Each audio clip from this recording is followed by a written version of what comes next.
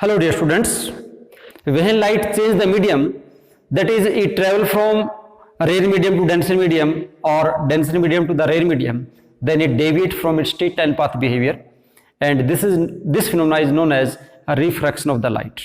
And due to the refraction of light there is optical illusion.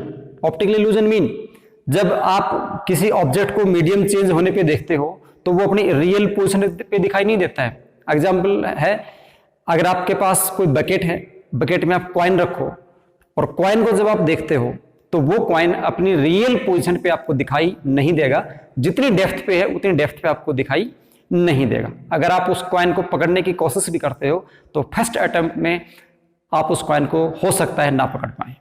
और ये क्यों हो रहा है? ये लाइट के रिफ्रैक्शन के कारण हो रहा है. यहाँ पे जो कॉइन है वो अपनी ओरिजिनल डेप्थ पे दिखाई नहीं दे रहा है. तो मतलब यहाँ पे दो चीजें हैं.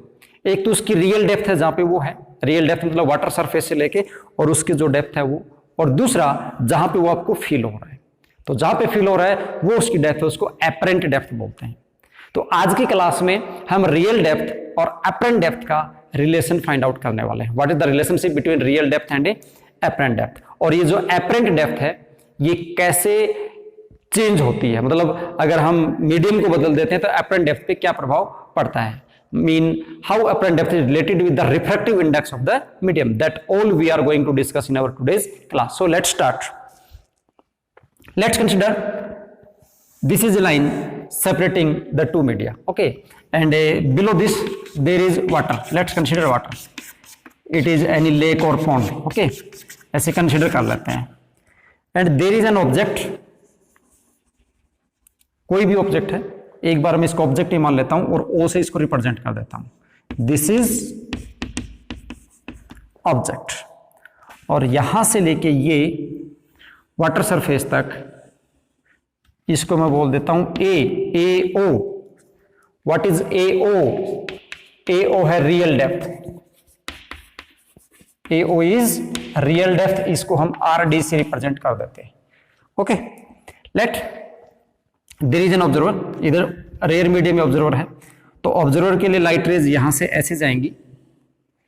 ये लाइट रेज यहां से ऐसे गई और इस पॉइंट के ऊपर जब हम नॉर्मल ड्रॉ करते हैं तो ये तो डेंसर मीडियम था, तो यहां ये जो एंगल हमारे पास बना, ये एंगल ये हमारे पास हो जाएगा एंगल ऑफ इंसिडेंस. इसको क्या बोल देंगे? Angle of incidence I. This is angle of incidence I. और जब लाइट डेंसर से रेयर में जाती है तो you know that it bend away from the normal. तो नॉर्मल से दूर जाएगी तो इधर जाएगी इस साइड में, तो ये यहां चली जाएगी. यहां कोई ऑब्जर्वर है और वो इसको क्या कर रहा है? ऑब्जर्व कर रहा है. अब ऑब्जर्वर को फील क्या होता है? This light is coming from this point. वो तो ऐसे स्ट्रेट फील करता है, उसे लगता है कि ये लाइट यहां से आ रही है. उसको क्या लगता है कि ये जो लाइट है वो यहां से आ रही है. इस पॉइंट को, इसको मैं बोल देता हूं ओ डैश. इस पॉइंट को क्या बोल दूं? O dash. और ए ओ डैश क्या है यहां पे? ए ओ डैश यहां पे ए ओ डैश है एपरेंट डेप्थ.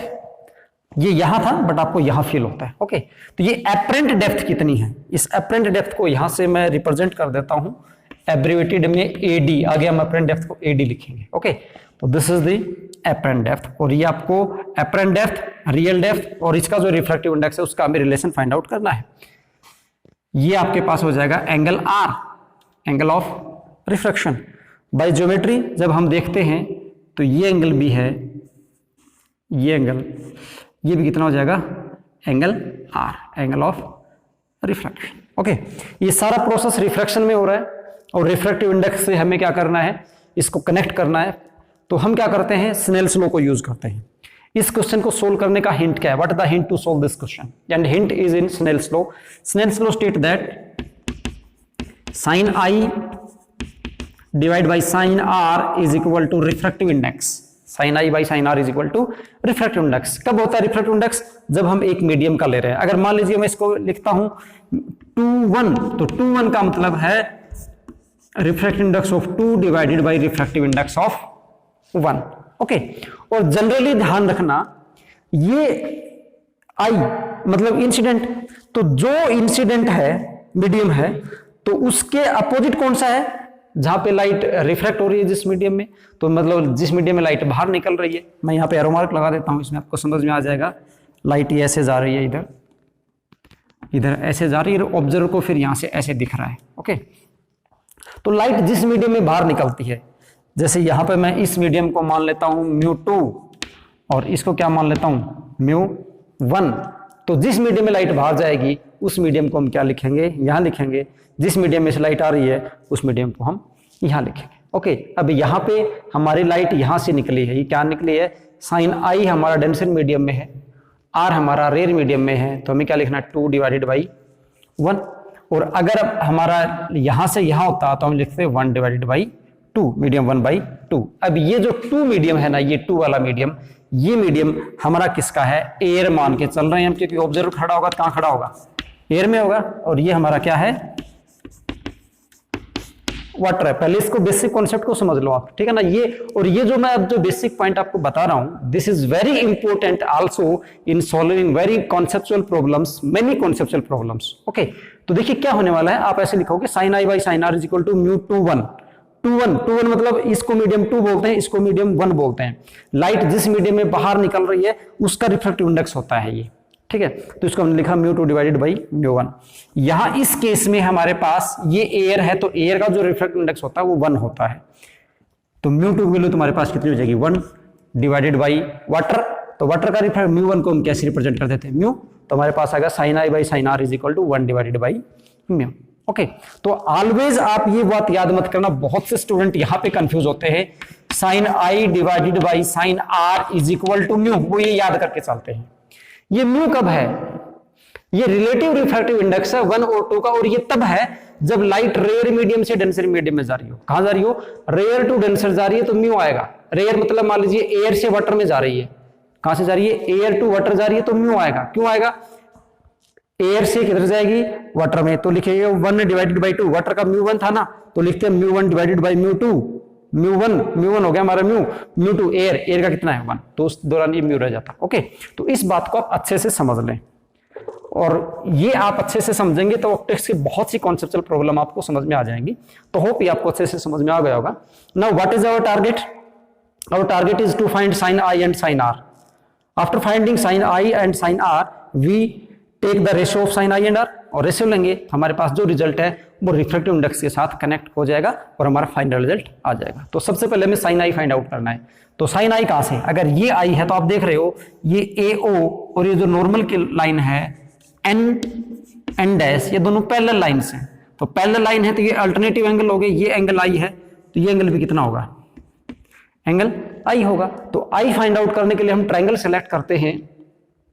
इस ट्रायंगल के इस पॉइंट को मैं बी नाम दे देता हूं। हमने ट्रायंगल सेलेक्ट किया BAO, ठीक है। तो देखिए क्या लेते हैं, इन ट्रायंगल BAO, ये जो मैंने लिखा ये आपका सिर्फ रफ वर्क है, इसके अकॉर्डिंग क्वेश्चन को आपको आगे लेके चलना है, ठीक है। आपको मेन कंटेंट के अंदर इसको नहीं लिखना है। इन ट्रायंगल BAO ट्रायंगल में क्या है, ये एंगल है तो this is perpendicular, this is base, this is hypotenuse, और हमें क्या करना है, साइन निकालना है। तो साइन आई तो क्या होगा, परपेंडिकुलर डिवाइडेड बाय हाइपोटेन्यूस। तो यहां पे हमारे पास आ जाएगा sine I is equal to, perpendicular हुआ हमारे पास AB एंड हाइपोटेन्यूस हुआ हमारे पास BO। अब R निकालना है, तो R निकालने के लिए लेंगे हम, कौन सा ट्रायंगल सेलेक्ट करेंगे R के लिए, BAO dash. In triangle BAO dash में हमारे पास जो साइन R आएगा वो आएगा AB divided by BO dash. अब हम क्या करते हैं, AB और BO डैश का रेशियो ले लेते हैं। स्नेल्स लॉ के अकॉर्डिंग हमें रेशियो चाहिए था, तो अब हम क्या करेंगे, रेशियो लेंगे। तो रेशियो लेंगे तो इसको हम लिखेंगे sine I by sine R is equal to AB by BO, और ये हो जाएगा AB BO dash. AB cancel AB, result आता है BO dash divided by BO। Okay. Now here, from here we also know that the angle I and R are very small. So here we write for small angle I and R. ये जो angle I और R होते हैं, actually these are very small.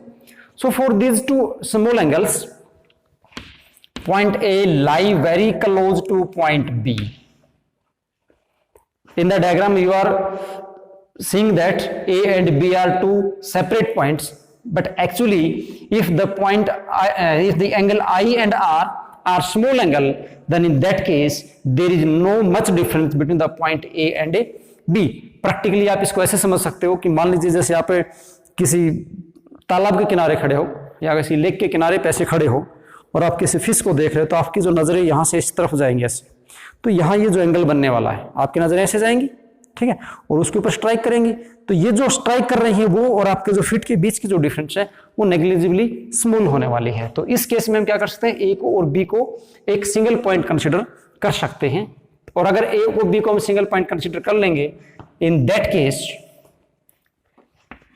B O जो है वो लगभग बराबर हो जाएगा किसके, ए ओ के, क्योंकि बी पॉइंट को हम क्या कंसिडर कर रहे हैं, ए पॉइंट कंसिडर कर रहे हैं ना, and also B O dash बराबर हो जाएगा आपके पास लगभग किसके, ए ओ डैश के। So we can write that, hence we can write that sine I by sine R, sine I by sine R is equal to B O dash, B O dash can be written as A O dash divided by AO. And what is AO? AO is the real depth and AO dash is the apparent depth. Sin I by sin R can be written as 1 by mu. According to Snell's law, sin I sin R can be written as 1 divided by mu is equal to AO dash क्या है, apparent depth है, AO is real depth. Okay. So from here we are finding that real depth is equal to mu times of apparent depth. Real depth is the mu time of apparent depth, or apparent depth is equal to real depth divided by refractive index. From this derivation we find these two results. Okay. Now one more question arises, and the question is that how much from the ground this shift, mean you can be asked to find this distance, that is also known as the shift. तो ये shift कितनी होगी आपसे पूछा जा सकता है, ये आप कैसे निकालोगे, इसको shift बोलते हैं। तो this shift would be the difference between AO and AO dash। तो आपको ये shift निकालेंगे तो क्या हो जाएगा आपके पास shift, what is the shift? shift क्या होगा, शिफ्ट होगा आपके पास real depth minus apparent depth, this is the shift. ये जो डिस्टेंस है आपके पास यहां से लेके यहां तक, ये वाली, इसको हम क्या बोलेंगे, शिफ्ट बोलेंगे। क्या बोलेंगे इसको, शिफ्ट बोलेंगे हम, ठीक है। रियल डेप्थ और ये क्या हो गया, apparent depth. What is the real depth, real depth को हम रियल डेप्थ ही लिख देते हैं, minus apparent depth. Apparent depth क्या है, R D divided by mu, ये आपके पास हो जाएगा R D divided by mu. Okay, तो यहां से आप इसको सोल्व करोगे तो रियल डेप्थ तो आ जाएगा कॉमन, ये आपके पास बचेगा 1 minus 1 divided by mu.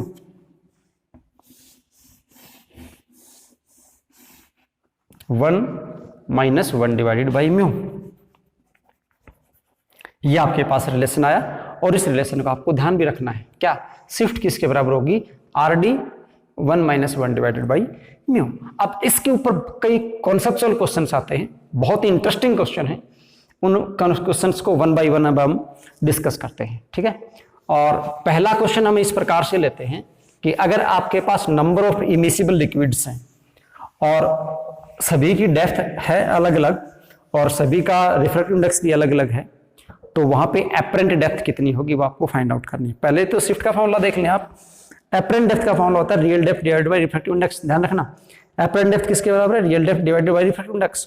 But this formula is applicable only when the medium is uniform, mean through out refractive index is same.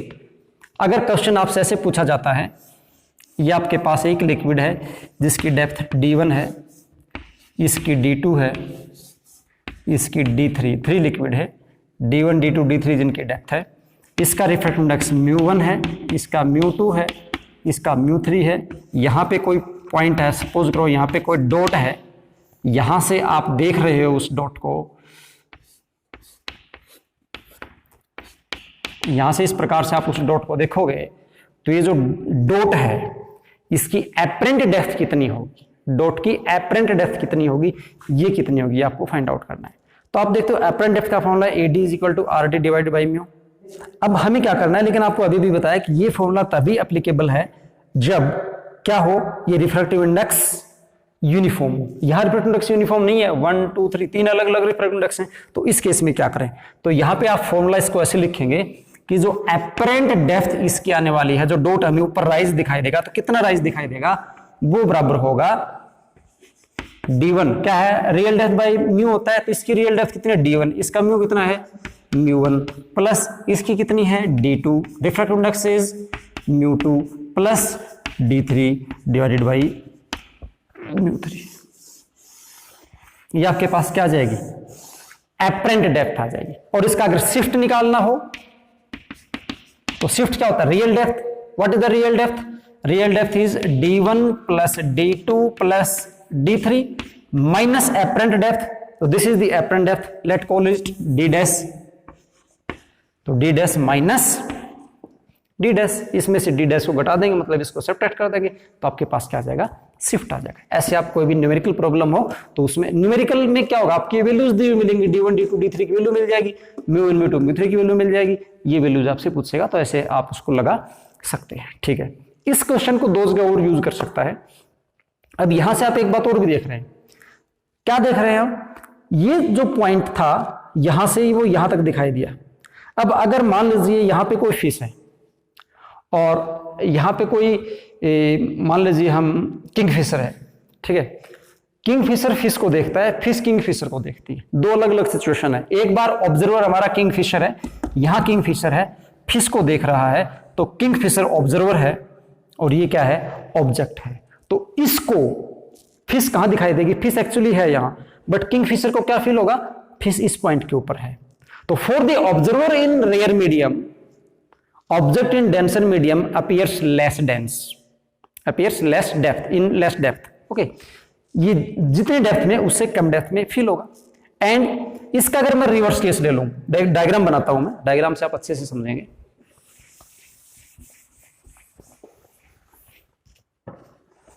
तो देखिए डायग्राम बनाते हैं, ये फिश मान ली हमने, ऑब्जर्वर है, ये डेंसर मीडियम है, ऊपर वाला मीडियम कैसा है, रेयर। यहां से लाइट, उसकी जो विजन है, रेज है, यहां जाएंगी लाइट की, और यहां से वो रेयर मीडियम में जाएंगी, तो अवे फ्रॉम द नॉर्मल इधर। बट फिश को क्या फील होता है, यहां से उसको लगता है वो यहां पे, मतलब ये हाइट उसके लिए क्या हो जाती है, इंक्रीज हो जाती है। यहां था बट लगेगा कहां उसको, यहां लगेगा। तो इसका मतलब हुआ फिश ऑब्जर्वर अगर डेंसर मीडियम में है तो अपरेंट हाइट होती है वो ज्यादा होती है। ऑब्जर्वर अगर रेयर मीडियम में है और डेंसर मीडियम में देख रहा है तो अपरेंट डेप्थ जो होती है वो लेस होती है। ठीक है, इस बात को आप नोट कर लें। इसके ऊपर एक क्वेश्चन और पूछा जाता है आपसे शिफ्ट के ऊपर, और शिफ्ट का फॉर्मूला आपके पास क्या आया, RD × 1 - 1 divided by mu. Question आपसे कुछ ऐसे आएगा कि जैसे मैंने ये रेड कलर से R लिखा, रेड से लिखा, और उसके बाद पिंक कलर से लिखता हूं, मैं इसको येलो से लिख देता हूं, येलो ब्लू से, ब्लू कलर है मेरे पास, ब्लू से मैंने लिख दिया B, और येलो मेरे पास नहीं है, आप इसको व्हाइट कलर को येलो मान लो। ठीक है, ये मैंने क्या लिख लिया, Y, RBY, ऐसे 3 कलर मेरे पास है। ये ग्लास स्लैब है, क्या है, ग्लास स्लैब है, रेड है, ब्लू है, और क्या है, येलो है। और यहां से आप पढ़ रहे हो, आप यहां से देख रहे हो इसको। क्वेश्चन ये आएगा, अगर ये कलर लेटर्स हैं, कोई कलर बुक है आपके पास, उसके ऊपर आपने ग्लास स्लैब रखा और ग्लास स्लैब के ऊपर से आप पढ़ते हो, तो क्या सभी के सभी अक्षर आपको एक ही लाइन में दिखाई देंगे या वो ऊपर नीचे दिखाई देंगे? और अगर ऊपर नीचे दिखाई देंगे तो कौन सा लेटर ज्यादा उभरा हुआ दिखाई देगा और कौन सा लेटर डेप्थ में दिखाई देगा? तो सिंपल सी बात पहले तो यही है, ये एक लाइन में दिखाई देने वाले नहीं है। क्यों नहीं है? क्योंकि सभी में शिफ्ट होने वाला है। रियल डेप्थ और अपरेंट डेप्थ इनकी भी होने वाली है और इनकी भी शिफ्ट होने वाली है। शिफ्ट का फॉर्मूला ये है, R D into 1 minus 1 by mu. R D किसके बराबर है? ये जो स्लैब है, इस स्लैब की थिकनेस के इक्वल टू है, equal to thickness of this slab, this is R D. Okay, वो होगा 1 माइनस 1 डिवाइडेड बाई म्यू। अब इसका मतलब हुआ कि टोटली किसके ऊपर डिपेंड करता है? रिफ्रैक्टिव इंडेक्स पर डिपेंड करता है। अब रिफ्रैक्टिव इंडेक्स जब हम देखते हैं, हमने देखा था कि जो रिफ्लेक्टिव इंडेक्स होता है वो inversely proportional to wavelength of light होता है। तो रेड कलर जो होता है, रेड कलर की जो वेवलेंथ होती है वो ज्यादा होती है, वेवलेंथ रेड कलर की ज्यादा होती है और वेवलेंथ ज्यादा होने के कारण उसका जो रिफ्रैक्टिव इंडेक्स होता है वो कम होता है। आप ऐसे करोगे, जो वेवलेंथ रेड कलर की सबसे बड़ी होती है, आपने जो स्पेक्ट्रम याद है ना आपको, V I B G Y O R ऐसे लिखते हैं ना। अब आर से अगर वी की तरफ डाउनवर्ड आते हो आप, तो जो लैम्डा है वो डिक्रीज होती है। इसका मतलब लैम्डा आर ग्रेटेस्ट है और उसके बाद लैम्डा वायलेट है वो सबसे स्मॉल है। ओके, तो हम यहां से क्या देखते हैं, रेड कलर की वेवलेंथ सबसे लार्ज है तो इसका रिफ्रैक्टिव इंडेक्स सबसे कम है। रिफ्रैक्टिव इंडेक्स जितना कम होगा, ये वैल्यू रिफ्रैक्टिव इंडेक्स जितना कम होगा ये वैल्यू उतनी ही ज्यादा आएगी। रिफ्रैक्टिव इंडेक्स जितना कम होगा ये वैल्यू उतनी ही ज्यादा आएगी। ये वैल्यू जितनी ज्यादा आएगी, ये 1 माइनस दिस रिजल्ट उतना ही कम आएगा और ये रिजल्ट जितना कम आएगा तो R D into this result decrease होगी। मतलब सबसे डेप्थ में जो आएगा वो रेड कलर आएगा, रेड कलर सबसे डेप्थ में आएगा। उसके बाद आप इस वेवलेंथ वाइज देखते जाओ और वायलेट कलर हम देखते हैं तो वायलेट की वेवलेंथ सबसे कम होती है, वायलेट की वेवलेंथ सबसे कम होती है। तो ये वेवलेंथ जितनी कम होगी, ये वेवलेंथ जितनी भी कम होगी, यहां पे वेवलेंथ जितनी कम होगी रिफ्रैक्टिव इंडेक्स उतना ही ज्यादा होगा। वेवलेंथ कम है तो रिफ्रैक्टिव इंडेक्स क्या होगा? ज्यादा होगा। और रिफ्रैक्टिव इंडेक्स ज्यादा होगा तो 1 बाई दिस, यानी ये रिजल्ट ज्यादा है तो एक को जैसे आप 2 से डिवाइड करोगे, 3 से या 4 से, तो 4 ज्यादा है, 4 से डिवाइड करेंगे तो ये वैल्यू कम आएगी, ये वैल्यू कम आएगी तो ये 1 माइनस ये रिजल्ट ज्यादा आएगा, ये रिजल्ट ज्यादा आएगा, ज्यादा आएगी। तो इसमें से जो वायलेट है या जो ब्लू वाला है ये सबसे टॉप पे आएगा, रेड वाला सबसे डेप्थ में आएगा, बाकी इस प्रकार से दिखाई देंगे। तो यहां से आप इसका डायरेक्ट आंसर ऐसे याद कर सकते हो कि जो शिफ्ट होती है वो डायरेक्टली प्रोपोर्शनल टू किसके होती है? शिफ्ट डायरेक्टली प्रोपोर्शनल टू नहीं बोलेंगे, इनवर्सली प्रोपोर्शनल टू बोलेंगे वेवलेंथ के। जिसकी वेवलेंथ ज्यादा है उसका शिफ्ट कम है, शिफ्ट कम है मतलब वो डेप्थ में है, और जिसकी वेवलेंथ कम है उसका शिफ्ट ज्यादा है मतलब उतना ही टॉप पे है। तो इस प्रकार से आप रियल डेप्थ और अपरेंट डेप्थ का जो प्रॉब्लम्स हैं उनको प्रैक्टिकली और कॉन्सेप्चुअल रूप से अप्लाई कर सकते हैं। इसके लिए जो बेसिक पॉइंट्स हैं ये आपको अच्छे से समझ में आने चाहिए। ओके, और इसके ऊपर जो न्यूमेरिकल्स किस प्रकार से आ सकते हैं वो मैंने आपको बता दिए हैं यहाँ पे सारे, आप इनकी प्रैक्टिस करके देख लेना।